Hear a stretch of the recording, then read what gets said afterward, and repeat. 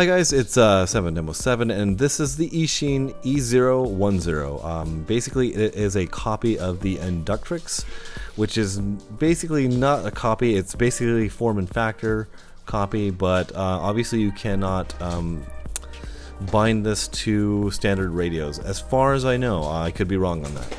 Okay, if you guys need to see any of the specs here, you can actually pause the video because I am turning this box a little bit fast.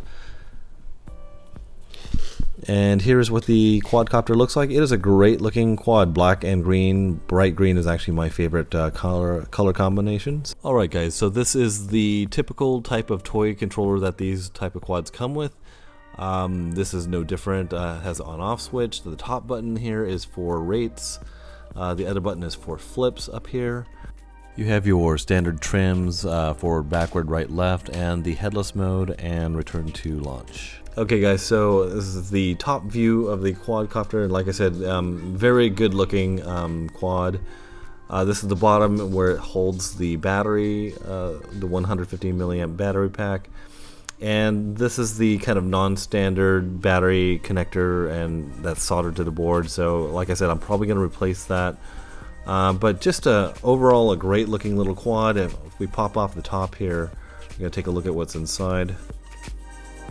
Underneath the canopy, this is the solder points for the motors, and that is kind of nice that these motors are soldered in place. It actually saves a little bit of weight. There is the area where you're going to be soldering in your camera and VTX.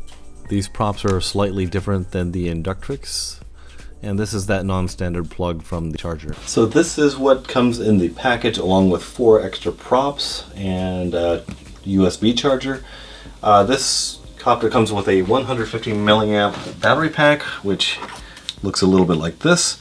And pretty much the biggest question for most people is going to be, can you tiny whoop this? Can you put one of these cameras onto this and tiny whoop it? And the answer to that would be yes. There are a couple little caveats, and I'll go over that right now. But basically, you can solder this camera into the main board, and let me take off this canopy here. You can solder that into the main board just as you would. Here's the positive and negative right back here. The only problem is that this battery and this connector that's on the board is a little non-standard.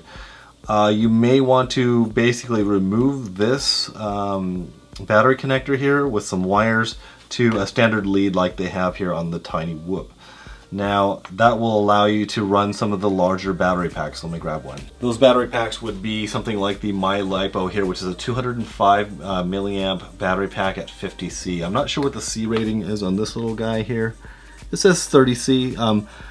As it stands, it gets about 5 minutes to where the back light will start to blink, and then about 5 minutes and 30 seconds it basically lands itself. But it has a pretty nice performance. The motors feel pretty powerful. I haven't added extra weight on here to see if it would carry the camera, so that's going to be probably for my next video. But this is just going to be a quick overview on this copter and how this performs. And it's a nice flyer, actually. A couple things to note here. This controller, basically to change the rates, it has a slow rate, which is 1 beep, and a expert mode, which is 2 beeps. It just makes it a little bit angle over a little bit more and a little bit faster.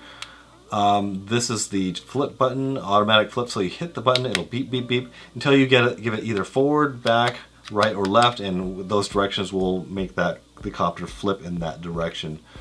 Now, we have trim buttons for forward and backwards, right and left.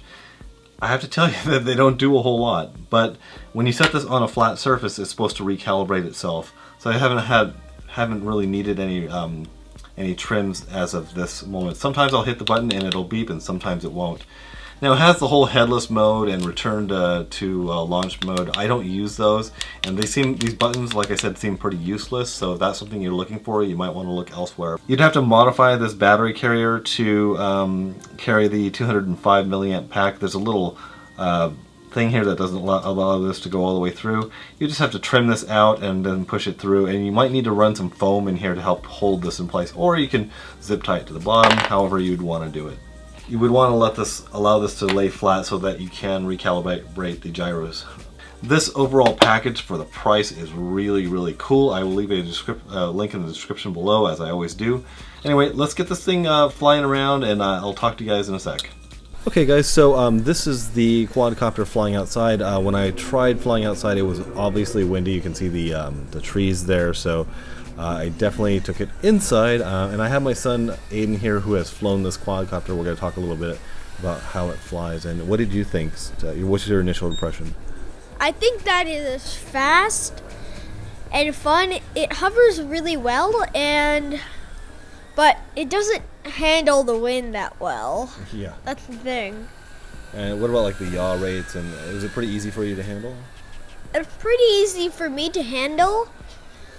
Although, if you drop the throttle when you're in the air and try and, let's say you put up the throttle and you're falling, it doesn't catch itself that well. Yeah, so it doesn't have enough power to No. throw up. Yeah, I did notice that, guys, that when you drop the throttle all the way down to 0 and then try and re-throttle back up, it definitely carries its weight all the way to the ground before it will go back up again. But overall, would you say this is a good quad? Who would you say this is a good quad for? Maybe kids my age and older. Yeah, like 9-year-old.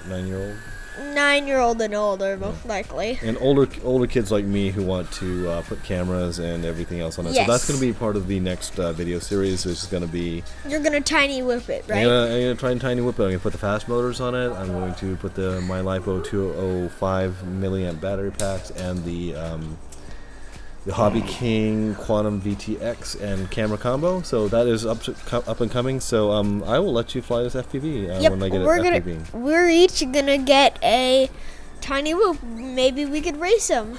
All right, guys. We'll talk to you later. Thanks for joining us. Bye. Just a postscript here. I'm not sure if you guys noticed the 57 Chevy on the rack behind the tiny whoop, but that has a brand new Corvette engine in it and pneumatic suspension. I'm sure some of you guys might be interested in that, because it is an awesome car that the Aussie is putting together. Later, guys.